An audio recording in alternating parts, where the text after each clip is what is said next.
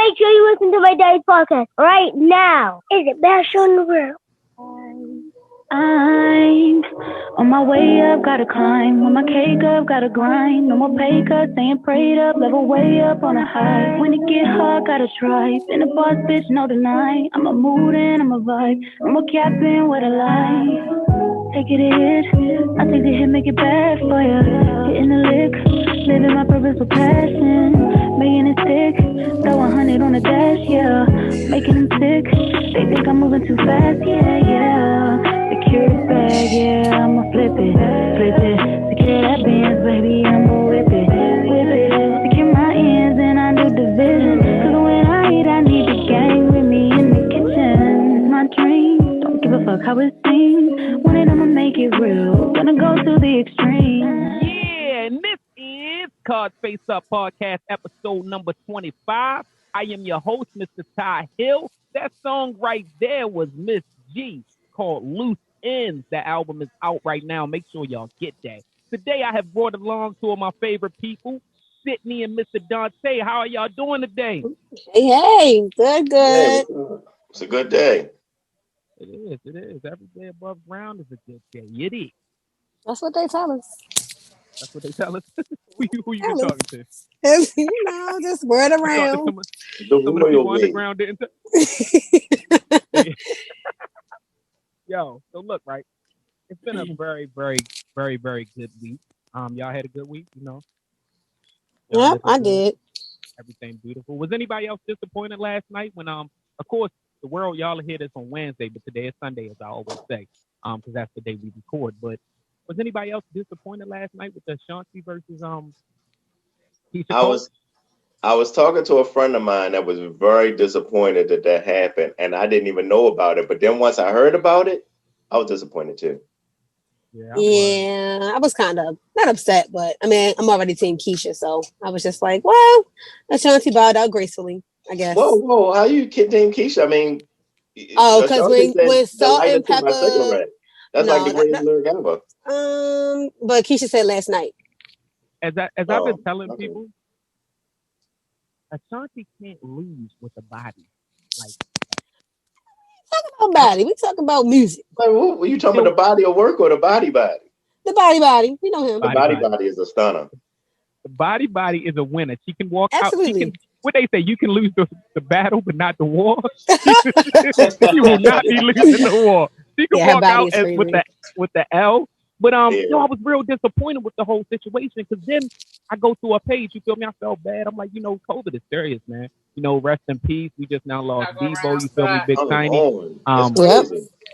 Rest in peace to him. So COVID is serious. We all know it's serious. It's affecting people. And you don't want nobody sick from it. But I was like, why the fuck was you in Africa 4 days ago, Ashanti? She really was in Africa. She got to take the show wherever the show can play. You got to go where the ticket sales are. I don't think she been just bathing suits and shit, partying and living life, which I understand when you don't have to go to an event that's going to have a bunch of people with no mask. I think of it like this. I think Keisha saw the motherfucking pictures of her in Africa and was like, no. Need a test. She don't need to be tested. Yeah. Need a wall up. But the crazy part is when the verses first started, they used to be in separate places, and then at some point they couldn't hold it. Oh. They couldn't. The band. What would it be called? Say the bandwidth or whatever. Whatever. It breaks the server. It's too many people. You got that many people logging in, I can imagine from two different sources. So it starts glitching and shit like that. Then you got to think about the shit is in real time. So if you think about real time, if your shit lag a little second behind, it just looks stupid back and forth. That makes sense. She did a live last night by herself, just a live, and then she brought Keisha Cole on, just explaining what was going on. That was over 100,000 views just on her live. That was good marketing. And it was her live, not Keisha Cole's live. No, it was her live, and then she brought Keisha Cole on. So they got a way that they can make people come on. That's how they was doing them in the beginning, but it was just so many problems. Mm-hmm. Yeah, it was. Plus, they was doing it big because they got merch. This is the first time I seen any of the artists doing any type of merchandise and shit. Brandy and Monica had merchandise. They did? Yeah. Like it was theirs and not just some dude on the street with a computer? Well, they were advertising like Winnie Hutton. Winnie Hutton. Right. So look, I got a real funny question for y'all because I just want to build the mood up a little bit, right? And especially since Dante is into like comics and shit like that, you feel me? Say this one is really for you. Oh, it's gonna be an insult. Lord. I got you. Lord. It's not gonna be an insult. It's gonna be fun. So I got a question. Okay. You walk in the house and you're given 2 pills. One is red, one is blue. Mm-hmm. You can take the red one and become a villain, or you can take the blue one and become a superhero. Which one would y'all take? Blue superhero, red villain. The question incomplete. What's the powers? You're gonna just tell me, all right, I'm a bad guy right now sitting in my living room. You got like, no. See, it's not about the powers. It's definitely about the powers. You know what the villains? You got all villain powers. Every villain you ever seen. Oh, well, shit. And then all right. Versus you got every superhero power. Versus, every superhero you ever seen. I mean, it sounds absolutely ridiculous, but of course I'm gonna be the good guy. Not me. I'm just gonna have everybody powers. I'm like you knew it sounded ridiculous before you said it. Wolverine. Thanks. You knew it sounded ridiculous before you said it. Yo, if you're going to say, all right, you just got everybody power, well, you can do anything. It don't matter if you're good or bad. At some point, would you be good or bad? It's kind of like a rich person, though. Once you become a multi-billionaire, anything you do is really a force of nature. It's not about you being good or bad. You know what I mean? So it's like when you're that powerful, if I decide, okay, I'm going to take the moon away and then I give the moon back, it's like, well, it was something I could do. It's not really good you just did some bad shit. It's people that didn't need it. So you're a super. So basically, you're going to be a superhero to do bad shit and good shit. You're an old Robin Hood ass nigga. It's beyond me thinking about what robbing them niggas, but I gave it to the poor. You that guy. Listen, when you become so big, you're not worried about what happens to the ants. Is what I'm saying. So what can you do? You think Beyonce worried about the artist that just came out yesterday? Fuck the peasants, huh? Right. Throw them to the wolves. Fucking peasants. What about you, Sydney? I'd probably be the bad guy. Just because I like living life a little on the wilds. But my bad will probably be stuff like fucking with people. So like like I might do stuff like you on your way to work and goddamn car won't start. Already running late. Shit like that. Like it's a grumbling. It's gonna fuck up basic people's lives. But yeah, like just do bad shit like that. They fucking with the peasants. Dante killing the peasants and you fucking with the peasants. Lord. Like, I can't stop global warming, but I'm just gonna make you late for work. No, it could be anybody. Like, Dante out here just fucking with the peasants or killing the peasants. So I might be like, you know what? Today Dante's on chill. When he go to use his shit, fuck shit don't work. Yeah, you on chill today. Shit like that. Just the fuck with. That's not good. That don't sound right. I guess if you're the bad guy, that's what bad guys do. Yeah. I guess that makes sense. They say the devil's always busy. I'm be the devil. I'm definitely going to choose the bad guy. Fuck that. I don't, man, look, if I had all the power of bad guys, I don't know, all the bad guys is winning in life. I don't think people realize that. Yeah, bad guys are on the rise right now. Yeah, like, I don't know if it's, Lord, if it's a place after this, maybe that's where the good guys win. But on this earth right here, the bad guys is fucking winning. Yeah. The only good guy to always win is Will Smith. Because Martin damn sure don't win. Well, shit, we can't even call him because he was a bad guy in the beginning. If you look at what he did to Aunt Viv and shit. Like, I was looking at that. For a one character change. It's his show. Right. Did you listen? Like she real family. Did you listen to what she said? But in Will Smith's defense, he was young and he didn't realize the power of what he was doing. So I don't think he did it out of like I know I'm intentionally trying to ruin her for the next 25 years. But I don't think he did it with that in mind. Like I know if I do this, I'm trying to blackball her. No. I don't think he intentionally meant to blackball her. I think he meant that she wasn't good for that show because she wasn't pretty much kissing his ass. And then he was just like, well, she can't work here, not realizing calling her. So that's literally a big problem. Anytime, and even we could say he was a kid. He's still 22. So at the end of the day, the nigga said, and keep in mind, Will Smith is one of my one of the biggest inspirations. I think one of the greatest albums. I think he's better than Denzel, but we won't get into that. Anyway, it was for him to say that she wasn't kissing my ass, basically. Oh, hey, so that's a paraphrase. I don't want to. No, it was what he basically said. He said, so I felt as though I had to hit her as hard as possible. I felt as though she was a threat because everybody else, he said, she wouldn't laugh. Like, look how, and I know he was young, so it was immature, but look how young he was talking about she didn't laugh at my jokes. Like, what? But if you watch the Red Table Talk, he went into when he talked to the I guess she's like a psychotherapist or whatever. That don't count though. The Red Table Talk don't count, and I'm gonna tell you why. Because he had a conversation with her in her face. If he felt some things, if you notice that conversation with her in her face, he didn't talk a lot. He didn't talk a lot because I think that would allow her to say stuff that she wasn't saying yet. I think she held back a lot of the secrets that was going on. How she was blackballed, being abused at home, pregnant.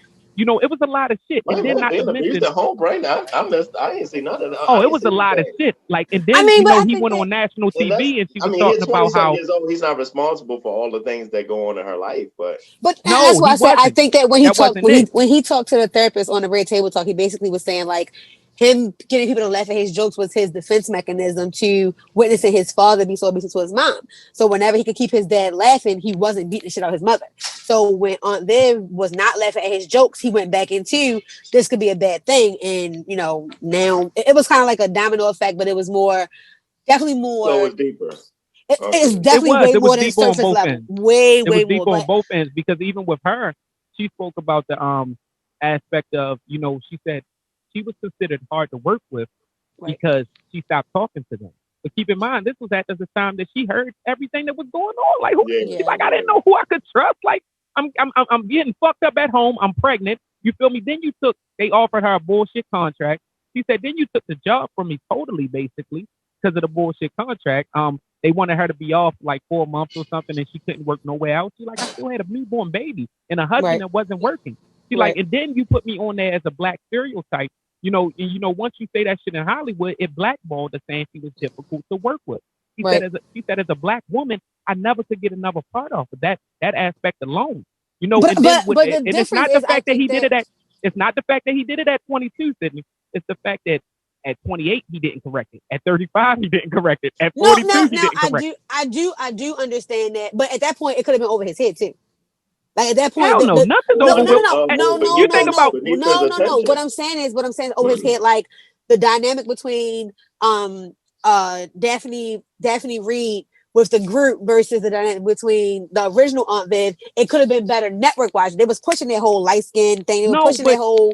But the show aside, let's say the show went off 3 years later. You feel me? So that's not a big part of it. But what I'm saying is, he knew because she was bashing him. Right. He knew how hard he had fucked her over. Right. And he had a lot of years to correct it. And I don't think it should have took 20 years of a reunion show to correct those things. I agree with that. But I think that was the immaturity. Shit like that. I think that was the immaturity. That was the pride.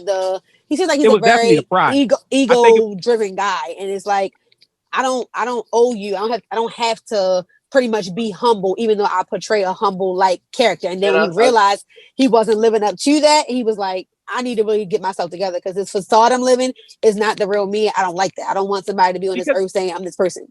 I still think it's under his attention too. It's like if you flying here to do a movie, you're going here to do a movie. How much attention are you really paying to it? I mean, we may talk about it because we're aware of it, but I don't know that many people in his circle are coming to him and say, "Well, you gotta go take care of the first Aunt Viv." Like, no, they did though. You imagine because she was bashing heavy, like on real platforms. Yeah, she was on real shows bashing heavy. I don't think Jay-Z gonna hear me for a good minute.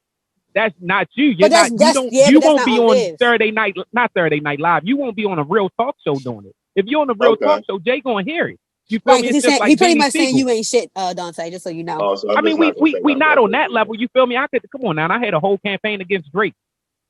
Right. Right. I'm aware of that though. Who am I? Because you're nobody like me. Right. We have nobody. So yeah, that's it. What's the name? Today I want to discuss black parents, right? Black what parents? parents.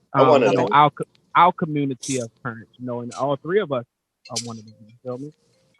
Why do y'all feel as though black parents feel as though disagreeing with them is disrespectful? Like it's disrespect. You feel me? Like I always see, like I always hear people saying, it's disrespect to talk back. Is it talking back or is it just disagreeing? And what do y'all think? Like, I think it's not black parents, because I don't see. Sorry to cut you off. I just want to make sure I'm getting it all the way across. I don't see other races that harsh on a child being able to explain or express, versus us is like, shut up and do what I say. Well, that's why we don't live. I'm not going to say that. Sorry, world. But I do. I do think it's what you say, not it's how you say it, not what you say. And I think that black parents feel like if I tell you to do something, whether you want to do it or not, I'm not interested. So I'm not asking your opinion. I'm not asking you, do you feel like I'm telling you to do something? So you telling me, well, why do I have to do it? Because I said so. And then you're ready to be slapped for asking me why. So I think it's all in kind of like, it's even in the what you say sometimes. I don't think it's necessarily disrespectful. I think they just don't like to feel like their authority has been challenged. And they take that as disrespect. I read something about this, or I saw a video or something like that on top of what I already think about stuff like this. So if you think about discipline in the sense of, I told you I'm telling them to do something, they shouldn't be in a position to debate on if it's a good idea to do what I tell them to do. It's not their place yet. Now, I always said if my daughter was to ask me why while she was doing what I told her to do, it's fine. But if she's standing there waiting for me to qualify why I'm telling her to do something, like she got to understand it first. That's a problem. But the article, I think I seen years ago, was saying that with black parents, a lot of times we're thinking subconsciously, let's say it goes to history, we're thinking more along the lines of, we don't have the luxury of being dismissive when an authority person tells us to do something. We can't sit and argue with the officer. We can't sit and go in the street and be disrespectful and think they're going to be lenient and say, oh, they just kids. If our kid goes out and does something just joking, they might not make it home. Listen, they calling police. Right. So it's deeper than just, do you have to listen to me? You understand in this world, you're not this you're not the primary member of this group. You don't have the luxury. Yeah, you don't have the luxury of playing around. Right. I agree with that. That's the fucked up part, man. It is. I definitely agree with what y'all saying. I've had conversations with people as far as when we discuss the factor. I'm okay with explaining why I need to do something, or what I want done, or I'm okay with that shit. But like Tay said, I need you to motherfucking be moving while I'm explaining. Right. I need you to be moving while I'm explaining it. Then I think we might got to get back into the like Sydney said, as far as how it's said. The why is going to irritate the fuck out of me. Right. The why. And maybe that would not be as irritating if we taught them to say, hey, Dad, or hey, Mom, can I ask, why am I doing this? Because it's got to be, why am I doing this? It's not, why should I do that? Right. That's where that's the problem in itself. But so it's like, give me the remote. You ready to turn the channel, Daddy? Like, none of your goddamn business. Do we open up the door? Like, I think that's a good point. Like, are we opening up the door to ask stupid ass shit now? Like, if I say, give me a soda, but Daddy, can I ask you why? I'm motherfucking thirsty and I told you to give me a soda. Like, do I really want to explain dumb shit? Like, so it's like, oh man, because they're set at a questionable time of their life. Right. Yeah. And if we allow the door to open. My daughter is very so she's 9, but she literally has a conversation like 13, 14. So when she was about 5, her pediatrician told me to get her IQ tested because the conversation she was having was just like well beyond. And he said that she was ranking at that point about an 8 or 9-year-old level. So now when I talk to her, because she's 9, now she's about probably 12, 13 and mentally, but as far as her maturity level and her social level, she's still very much a kid. So she'll ask me certain things like, she knows she can't say why. So she's now phrased things like, So I might say, if you don't clean your room, you can't go to your house this weekend, right? So she'll go clean her room, and then 2 hours later, she might come and sit beside me and say, Mom, can I ask you why, or can I ask you, me not going to my dad's house, is that really a fair punishment because my room isn't clean? Now, when she first started doing it, I felt like she was challenging me, like, who you talking to? But then I realized she's probably really asking, like, why is that the punishment you're giving me for not cleaning my room? Why not? You can't go outside or you can't ride your bike. You're saying I can't go to my dad's house. So I think you also got to understand your child. Are they really being, this disrespectful kid, or are they really genuinely asking what is this about? Because I'm not understanding in my mind this punishment don't mix this crime. Right. Then we got to focus on the what's the name, because our middle boy had a situation like that, with his doctor and things, and they told us, and family members used to say it all the time, but they told us basically allow him to kind of kind of stray off the way that he wants to. You feel me? Because they said that he's actually advanced. So he's going to be asking stuff. He's going to be questioning certain stuff. Certain stuff does not make sense to him because he's looking at a logical point perspective. Like, this doesn't make sense because this. He said he's putting them together basically and realizing certain shit just don't make sense. Right. But she was basically telling us don't stifle his growth. Right. Being so harsh on those things. And it's the same thing, I think, with questioning things, because you're going to stifle a child's growth if you allow them, if you teach them, don't question. Do as you said. Yeah, you feel me? Because it makes them move a certain way. So you think about if your daughter was, 5 on a 9-year-old level, imagine if you would have stifled her. She probably would have ended up being 9 and then not even being on the correct level for a 9-year-old. But instead, you didn't stifle that growth, which means she ended up being on a higher level even now than she was at first. So it's like, we gotta, I think a big part of that is we gotta learn to feed it, and feed our children correctly, just not food wise, but just information, making sure they know. Like I got a big thing I do with my children. I try to keep it 100 with them after the situation. Because of course, when there's a situation going on, you act in a certain way, you so aggressive, things of that sort. But once it's over, I try to talk to them like, hey, make sure they understand the ass whooping they just got, basically. Hey, that punishment was because you did X, Y, Z. Do you understand? And then we kind of come to and then sometimes they correct me like, "Oh, Dad, that's not what the fuck happened." Like, you told me if I did it 2 more times, I had 1 more to go. And another thing, I think I had read an article probably the other day, and it said something about parents need to normalize apologizing when they're wrong. And I completely agree with that. Like, for some reason, parents feel like because you are a child or because you are supposedly, my subordinate, in lack of better terms, you're never right. And I'm always right. Or if I am right or if I am wrong, oh, well, that's just what it is. And that's like, I feel like that also teaches kids lack of accountability because you're still a human being at the end of the day, whether you're a parent or you are the kid, and you can make a mistake. But walking around saying, oh, well, I made it, just deal with it. It's like, no, that's teaching that kid, well, I can do what I want with no kind of accountability or actions behind that. And I think that parents do need to understand that we're going to be wrong. There's no freaking handbook to parenting. This is trial and error. So if you do something that kid may feel like is not right, or you do something and you realize you're wrong, it doesn't make you less of a parent to say, you know what, I was wrong for me yelling at you just now. I apologize. Had a bad day at work. That wasn't your fault. Instead, it's just like, look, you know what I mean? And it's like, but that's not okay. Like, I don't know what you mean.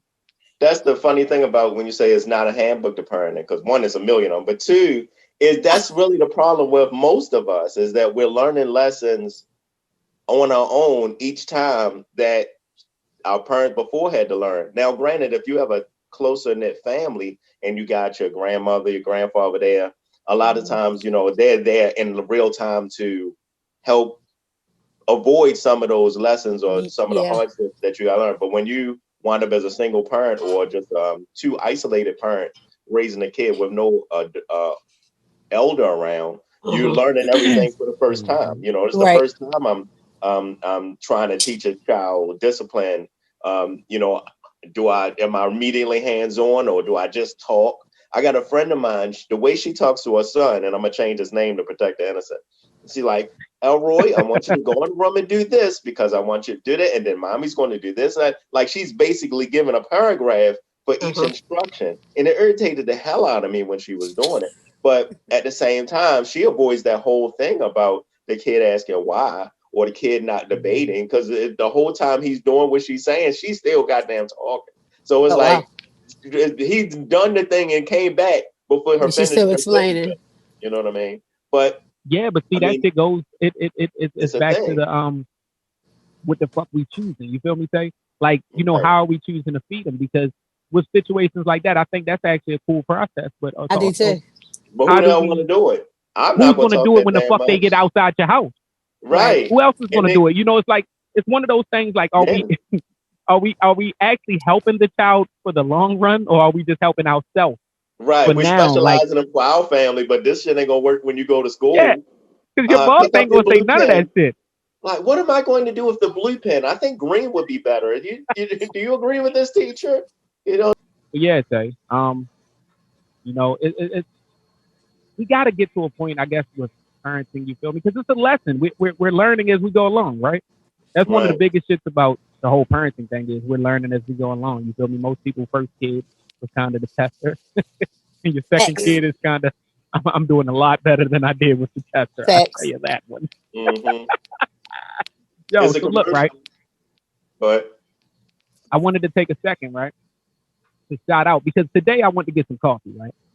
I went to get some coffee, and, you know, self-grooming during this time of COVID when you're wearing masks and shit, a lot of people don't see your self-groom, you know, especially your face and shit like that. But I'm getting some coffee this morning at Dunkin' Donuts, and the lady, like, close to him, back up, you know, it's COVID, you know. And right. Like, what do you have on? What's that fragrance? You know, a Caucasian lady. And she's like, what's that fragrance?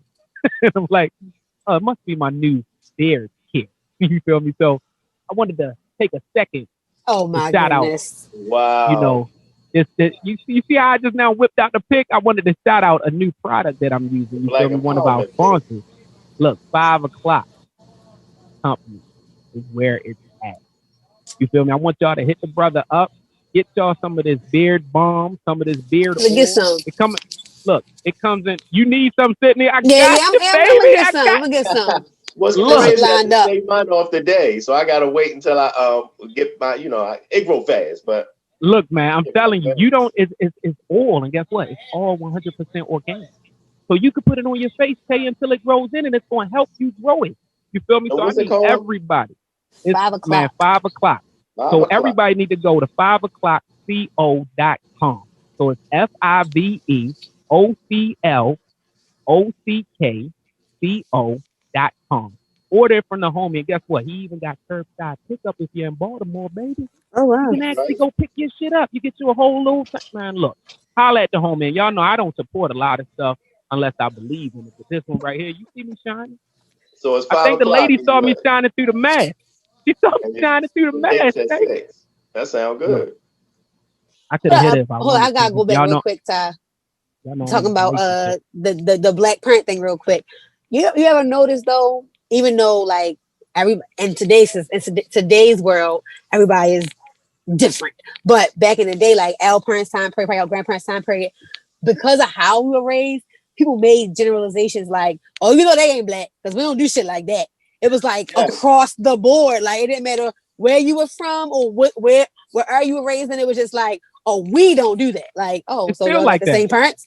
It is now, but it's a little different because everybody has this, you know, new this was it? I guess the new school. Like, I want to be the different person. So now you don't know. Some black people you be like, hey, was black? Hey, they had. I'm gonna tell you how. I guess you're right. But on the ignorant shit, we're still like that. So it was a big thing going around the other day when it was real cold in Baltimore, right? The other day, they was like, why the fuck I see 5 people out here in shorts? And before you ask, yes, they were. They black. You know, like, you knew they were white. Like, it didn't even have to say the shit. Like, it was like, yes, they were. It still didn't say, yes, they were white. But it was like, before you asked, yes, they were. You feel me? So, yeah, I definitely feel you, right? Look. Or like when you in the grocery store and you hear like a kid way over, like, zapping out, you be like, yeah, they must be white. Because we just don't do shit like that. So it's like, yeah, we did get hit. Maybe a little corporal punishment, maybe a little excessive to some, but we knew how to fuck that. But that goes on. I totally agree, especially if it's, you know, because not to act like men not active inside their life, because we are very active as fathers. You feel me? But let's just say grocery store mom things for that sort. So this brings up another topic. You feel me? What is the definition of a strong woman, or are men really intimidated by a strong woman? So a lot of times a lot of men convey strong women, or a lot of I'm sorry, not men. I think a lot of women convey them being a strong woman with being aggressive, being kind of unpleasant and rude. They look at that as, hey, that's a strong woman. I'm a strong. What are you saying, Sydney? We talking about I'm a strong bitch, this, that, and another. I don't think so. I think that I can't speak for the bad bitches, but for the strong women, so to speak, I feel like we're looking at it from a standpoint of, I know what I bring to the table. I might own my own home. I might own my own car. I have a career. I got good credit. So I just don't accept any old thing. And is that a strong woman or is that an accomplished woman?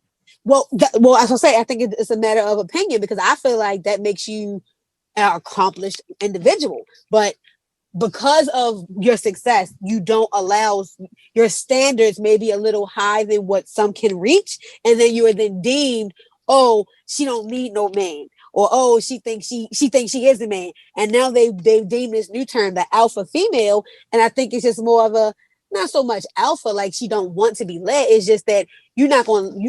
If I'm a lion, the gazelle ain't gonna lead me. Like, I don't give a fuck how nice the gazelle look. You're just not gonna lead me. Like, that's just how. Why are you with the gazelle? But that's the problem. We're not. Well, maybe you won't find out it's the gazelle until they don't step up. And that's true. Or it could be the gazelle's the one that's saying, oh, she one of them. Like, no, you're just not a lion, nigga. You just a gazelle. So stick with the other antelope. Like, it don't mean that I'm something wrong with me. Like, just that ass down. But some of this winds up with us gaslighting ourselves, and I think that goes to the parenting thing, and it goes to this, because it comes down to what we consider to be Black identity, what we consider to be the right way to be if you are this or this age or from this group. And it's like that it kind of holds you back from ever trying to be different than that, and not about better or worse, but just try to change. So if you wanted to be the kind that is more patient with your kid, that winds up with you having a kid that gets loud sometimes, and you talk them down, as opposed to sit your ass down for a whoop, you know what I mean? So it's like, oh, you let them get away with anything. Or same thing when it comes to a strong woman. Well, a strong woman in the sense that she's had to go through some adversity and came out of it and is unfazed. Or are you not strong if you never had to go through these things? What if it's the girl that did everything right? She got a good job. She made her money. She bought whatever her house or car, whatever she needed. And she just lived a good life without having to go through a whole bunch of stress, fights and struggles. You know what I mean? That means she's not strong because she didn't have a lot of adversity. She never had any, she was never broke. She was never in a fight. You know what I mean? So it's like, that doesn't mean that there's anything wrong with them. It's like we pride the people that went through the most stuff. That doesn't mean that other people didn't make different decisions. Well, I think strength, though, will be defined by how you persevere. Because if you never had to go through anything, you don't know yourself if you're strong, because it's never been tested. So we don't know. Well, you are winning, but are you winning because you never had adversity, or are you winning because you had them and came through? Okay. So, do people that never had adversity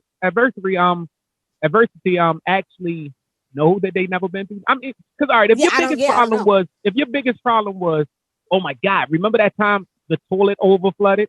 Like, that's a big fucking deal to you. You feel me? Versus, a person like me who could say, remember those years that the toilet didn't work? Like, like it's a big difference. So it's like, when it comes to that, I think it's kind of the eye of the beholder is sort of like beauty. It's eye of the beholder. That shit seemed like a lot to me, but the reality is that's one person saying the toilet overflooded was a big deal. Me saying that the toilet we didn't have, it was broke, was a big deal. And then it's another person that can say, hey, remember that time we had no toilet? We had homeless, right?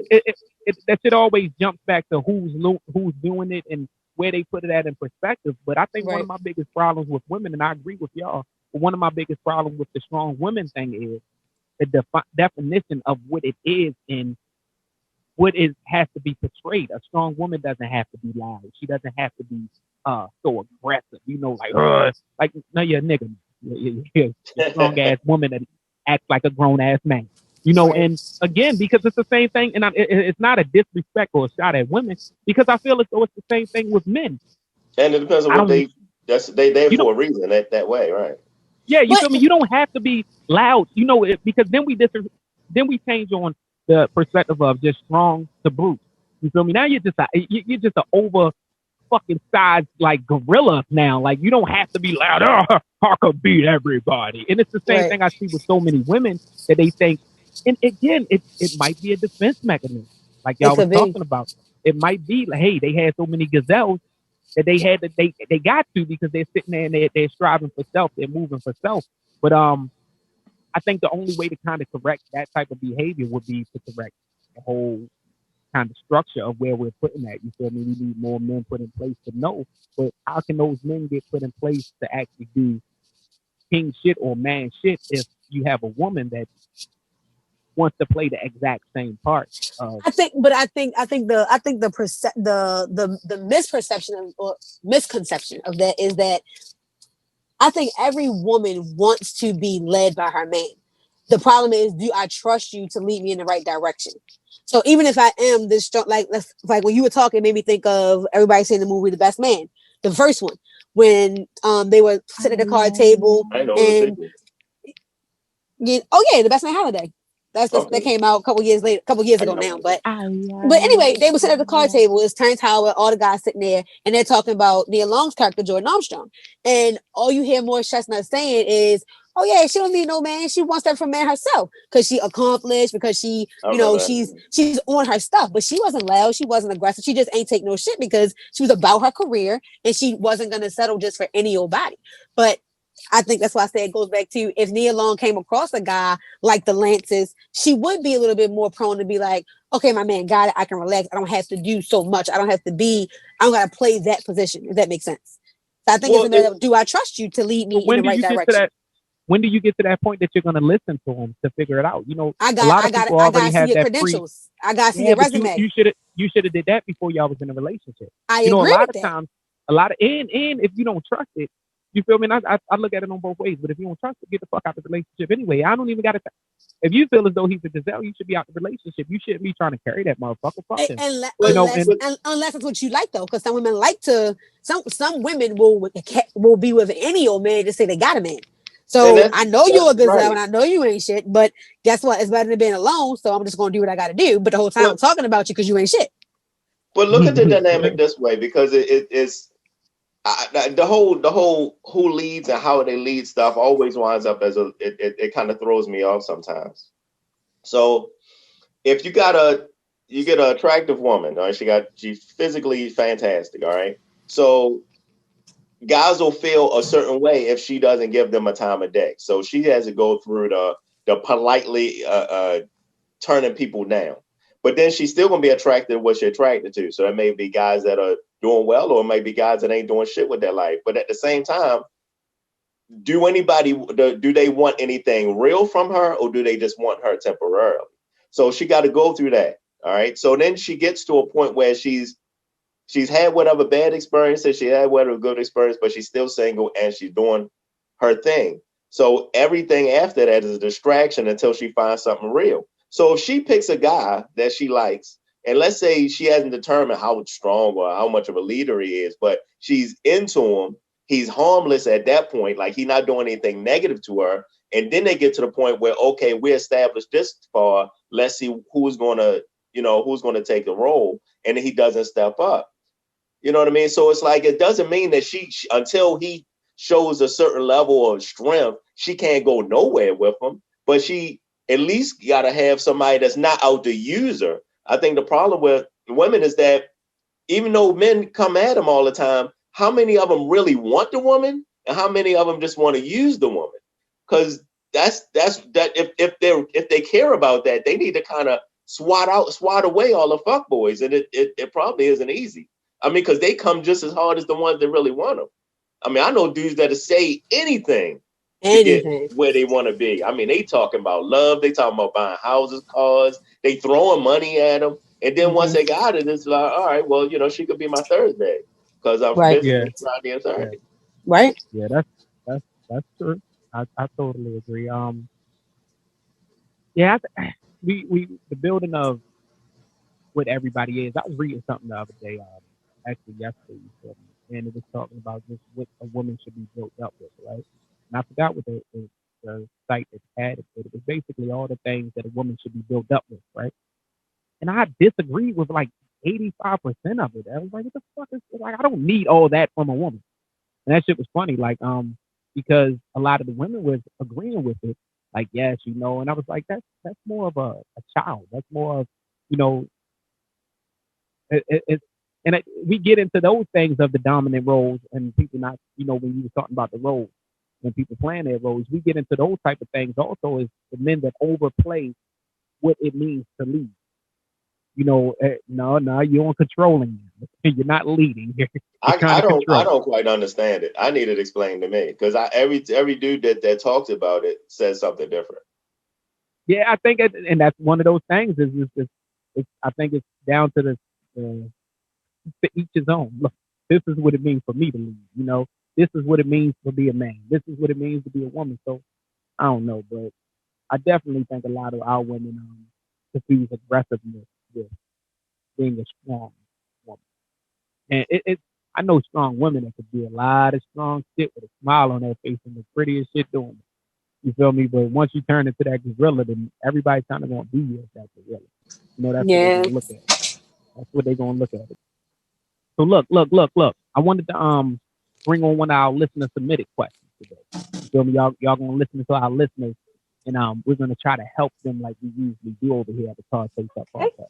So the listener said, I'm fat, but my lady follows all the guys on IG with six packs. Y'all think it's about time for me to just focus on myself and say fuck her? No, not at all. Look at their face. Y'all say face funny. I mean, what do you do?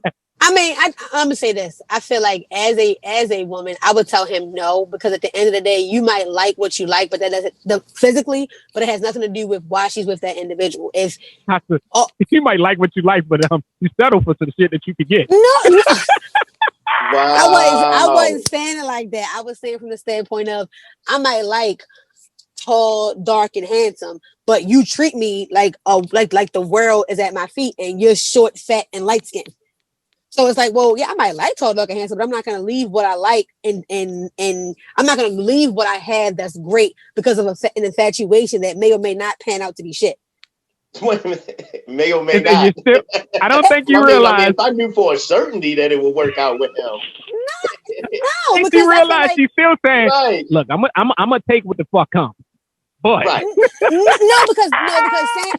because saying take what the fuck comes is saying it like I'm settling. I don't know that I can't say that I'm settling because I don't know what these guys are like. But I'm not interested in trying to find out. If you would a fat nigga, right? You feel me? This coming from a fat nigga. If you would a fat nigga and everybody that you like is sexy, built and shit, like everything that the world thinks is considered, six pack, look, that's what the fuck you like. I'm not disagreeing with that. I'm not disagreeing. That's not her type. There's degrees to it. That may be her type, but that doesn't mean that's something that doesn't mean take it personal. Like, oh, I gotta leave because she want this. Like, she's not my type, but I love you. Well, all right, so check this out. That's real shit, though. That's real shit, though. That's real shit. Hold on, Tay. Do y'all realize how many homegirls I said I got? Be like, I love his ugly ass. Yeah, like no bullshit. Like, nope, like, yo, that type shit. Like, I understand physical attraction is important, but on a grand scale of things, bitches will overlook that shit in a heartbeat if they got other qualifications. They just be like, hey, he might be ugly, but the nigga can do blah, blah, blah, blah. Or, hey, he might be short as shit, but the nigga can do, like, we see that on TV. Look at Girlfriends. Tony Childs. Fucking I had to stop bringing up. I had to stop bringing up.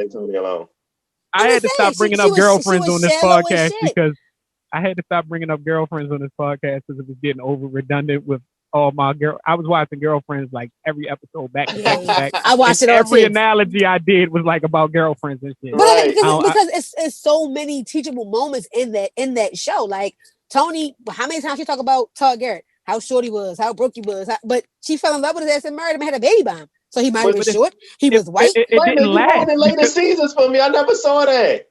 Oh Lord, What come the on! fuck? Now. Where did you get? That was like season 3. What the? I know I stopped. But either they way, broke up and everything after the merge. I'm gonna go back because y'all ruined it for me. I didn't even know that somebody dropped the juice in there. But listen, so if I get on Instagram and I see various images, all right, I don't know that just because I see it, and of course I'm like, God damn, that I want that. You know what I mean? I don't know that I want it for my, as my personal own. Right. I may see it. I would love to play with it. But I don't want that walking down the street with me all the time, going to the supermarket with me. That's way too much goddamn work. Having giant D's and great big dad. And you know what, Tay? That's the analogy. That is the exact same argument people use when they say stuff like, "I want my woman to be natural," but nigga, you follow bitches like Amber Rose, you follow bitches like Black China. But you say that's what they say, like, "Oh, I want my woman to have a fake ass, and I don't mind looking at it." Yeah, same with that guy. I agree with y'all. But it's still funny to actually hear it out loud because Dante just said, I'm gonna get me a regular bitch so she don't attract too much attention when we walking down the street. But it gotta be within a range. Hey, yeah, he just said look, I'm with you because you don't attract a lot of attention. Why would I want to go with her that's gonna have everybody looking? Right, you only got them 1Ds. I don't need them. I don't think it go to 3Ds. But let's say she got them 4Ds, baby. I don't mess with them 4Ds. They them Fs, baby. That's you know how much bras cost? Imagine holiday season coming up and I gotta buy you bras because you got them F. She got a 21-inch waist. You think I need a woman with a 21-inch waist and a 56-inch ass? I can't buy pants for her.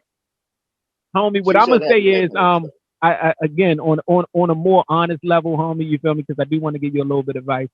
I think we all end up being attracted to physical, and we all have an attraction to, like, the real things, the things that what's the word? It's a word for that.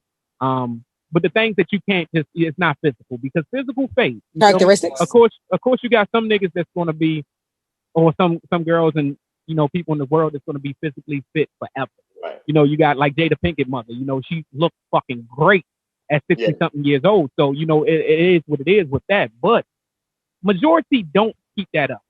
You feel me? And things start dropping a little bit further down. You feel me? I think Jada Pinkett mother and ones like that is kind of easier when they're built a little bit smaller than, average, the average women. I can't see Jada Pinkett mother with double C or double D. But at the same time, what is he looking at on Instagram? Like, what is he like? What pictures are he liking? I mean, is he picking middle-aged, medium build women? Or is he picking those? Look at all the women I like. They look just like you. Right. Look, matter of fact, I think that's your sister. Oh my goodness! Like you, your mother, and your sister. That's the only people I'm attracted to. Oh my goodness! Y'all can look right. I got one more question for y'all. You feel me? Before we get out of here, I want to talk about one more topic. You feel me? The homie Lil Wayne, right now just sold his masters for $100 million. They say. So they say, you feel me, to Universal. Now, we all know Lil Wayne was going through the battle with Baby, trying to get his masters back. A lot of people saying it's a stupid-ass thing for him to sell his masters. I totally agree with selling your masters. If I could get 100, who the fuck is listening to the Block of Type right now? Like, nobody's listening to that shit. So if I could get 100 million up front, I'm taking that 100 million. And I think that Universal's going to get their money back for the masters, but I don't think Lil Wayne would have accumulated that much money. Well, who was the lawsuit with? Well, the lawsuit, and originally he didn't have his masters and he was beefing with Baby over it. Now he got his masters back. I think it's been about 2 years, but now he's selling them. But that's not even the topic. The point of the topic. The point of the topic is a lot of people feel as though he's selling his masters and wanting the money up front is because he's about to go to jail. He just now had a case. He's fighting a case right now that he just now pleaded guilty for carrying a concealed weapon. Right. Right. So they're thinking that he's about to go to jail. You remember back in, I believe, 07 or something like that. Mm-hmm. Yeah, you feel me? Wayne went to jail for I think a gun that time too. Right. You feel me? So he did his time that time, but I think people think, he's fighting about 10 years right now. Max charge is about 10 years from his gun.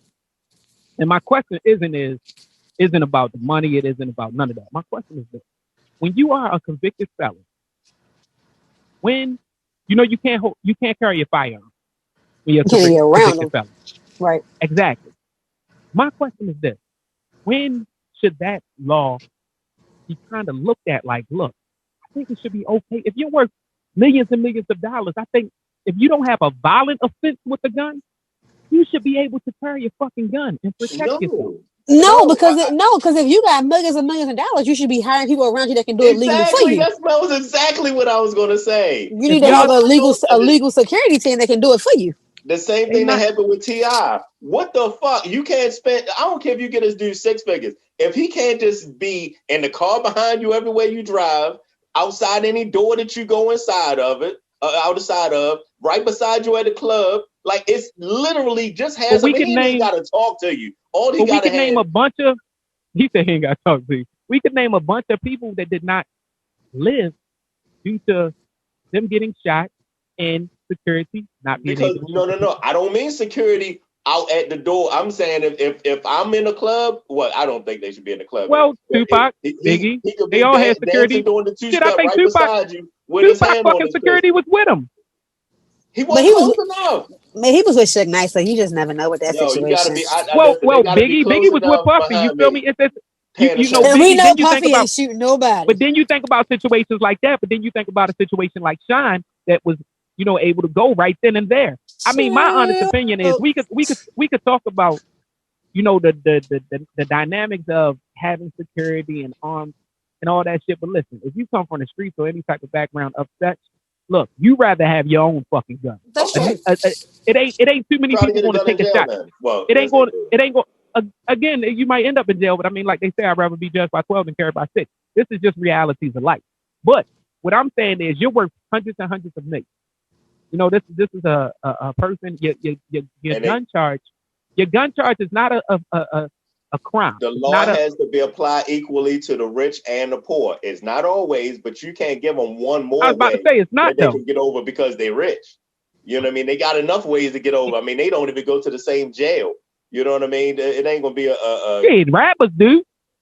Well, yeah, they don't, because they're not considered to be, upper echelon. They just considered to be exactly. They considered to be niggas that do some money. Niggas that be talking on record. Right. So I think that you should be able to, once you accumulate enough money, you feel me? Not saying that your life is worth more than other people, but reality is, if I got a chance to kidnap Dante versus Lil Wayne, I'm gonna definitely kidnap Lil Wayne. Like, then Lil Wayne. So his life is worth more. Literally. Yeah, like, without me saying it, but it is. I mean, shit. If I can sell you two on eBay, I'm sure I'm gonna get more for Lil Wayne than I'm gonna get for Dante. So, and that's what I'm saying. So, yeah, but when you're talking about, again, armed security again, most people. Well, I think the real issue probably should that law be amended to where after a certain amount of time, had you not been in trouble since, you're able to then carry. But saying the law that's already there shouldn't apply to you because you're rich is a different story. Because I do feel like I think it should be about what the gun charge was. No. Take away what the gun charge was. Because let's say my gun charge was armed robbery. All right, cool. Or let's just do capital. We'll do the capital one. We'll do murder. Right? I went to jail for murder. No problem. Went in, did my time, came out, rehabilitated. I'm a regular, normal citizen now. I uphold the law. Never get a gun again. But no, my point is this though. Never. But my point is this: the law is written where, like you said, you will never get a gun again. But if somebody breaks into my home, I've paid my debt. Somebody is now breaking into my home. It is no way I can defend myself with a bat and they have a gun, or a knife and they have a gun. So you're in essence saying, "Oh well, tough it out." So I do feel like the law should be amended where after a certain amount of time, if you haven't had any more trouble or you successfully completed parole or whatever the situation may be, that you are eligible to then try again. I don't think it should be a forever thing. Like, you went to jail, never ever get a firearm, because people change. So I paid my debt. Change. I think that you might have ruined your chances of me thinking you changed. All right. So depending upon what your gun charge was, that's what. All right. So listen, if depending upon what your gun charge was. Felony charge, it's a gun charge. But you said if it's a felon, they can't get a gun. Not just if they got a gun charge, they can't get a gun. No, we talking about they already, let's say they're already a felon because they got caught with a gun the first time. Right. Whatever it was. Oh, okay, I see what you mean. Like, so that the second charge with a gun. Exactly. It depends on what. So all right, let's think about Lil Wayne. His first gun caught with wasn't because he was in a violent crime. He didn't do a crime with it. Nothing like that. He had that one on to protect his fucking self. And he was arrested for it. Okay. Now your second gun charge as a felon that you can't be around guns at all. You caught again. Not doing a crime with it. Protecting yourself. So it's I think that's different than a killer that shot a nigga back in 98. He done did his 10 years. You feel me? And now he's a star and he got millions. No, you still don't get a goddamn gun. You're a shooter. Yeah, you're a killer but with some criminal shit. If that's the case, I don't know his background, so I can't say the facts of the case. But if back in 2007 when he caught the first gun charge, if he never had a charge before, why not get a gun legally? If that's the case, well, it wouldn't have worked. All right, so the way that shit always worked, they failed because of the different states. That's how they fuck up. So that shit, a lot of times, just like that, bodyguards get locked up all the time for that shit. Yeah, so called the reciprocity. You can't just go from one state to another. And not knowing. So you on a tour bus and shit. And it's funny because we never hear this shit for the white artists. Not like I've never heard John Travolta's bus was just pulled over and his security guard had a weapon that wasn't registered. Well, they probably got all the goddamn paperwork, and he's smart enough to have a guard named Elroy right beside him. What is up with you and Elroy? Elroy and Gavin. Elroy and Gavin, they fully armed, they ex-military, and they don't drink and don't smoke. They right there beside him. They probably even go to the cult that John Travolta go to. Right. Fuck that. I want. All right. So you got everybody. That's how we going with tonight. Everybody right now, you worth $500 million, right? Mm-hmm. Thank you. I'm carrying my own gun. I want security too, but I'm carrying my own motherfucking gun. I'll take my chances in jail. Dante, what you doing? I probably won't need a gun because I'm not leaving my estate. Like, I don't know if I need a gun on my estate. I mean, I'm gonna have 4 miles around me with cameras everywhere. You still got shit to do, Dante. What I gotta do? Go to the supermarket. I got people that can make shows, go to your tours. You still have to keep your money moving. You run businesses and things of that. So you're trying to zoom. I think I'm good. I think I don't need nothing. I'm good. Ty, give me the scenario again. What's the scenario again? I'm worth 500. What you say? I'm worth 500 million. What? You worth 500 million. What are you doing? Are you carrying a gun?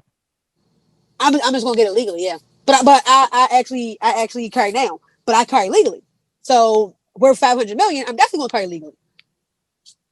That's what I'm doing. I'm gonna get my carry permit. Yeah, because I'm worth 500 million. It don't take much to get a permit. But no. Well, I think whatever the rule, whatever I would have to do. I'm a multi-millionaire. I'm a rapper. Whatever I do my thing, and I need to be able to travel all 50 states or cross these. What paperwork I need to fill out so that my gun is legal, whether I'm in Maryland or I'm in Albuquerque. Like that's just what I'm gonna do. And I'm I agree. I'm gonna try to get my paperwork. Right. But if I can't get my paperwork, I'm still gonna have a fucking gun on me because it's just when you work money like that, you're literally a walking fucking target all day. Well, you see how Floyd walk in clothes with his security. It's like Floyd, a whole camp of everybody else that's taller than him on top of that. So you can't even probably shoot his little ass. But on top of that, that's what I would do. If I could not get it for whatever reason, I would go to Dante route. Like, I'm gonna have a camp. Right. I'm gonna have a camp around me at all times. Niggas looking like I was looking at interviews with Zab Judah. How you say his name? Zab Judah. Zab Judah. Yeah. I was looking at his interviews on some street shit. You feel me? He a lot of people protect their own. You feel me? But what? That's just our opinions. You feel me? I want to thank everybody for coming through today, listening to the Cars Face Up podcast. Again, this is episode number 25. Make sure you log on to one of our sites that are playing our stuff, and make sure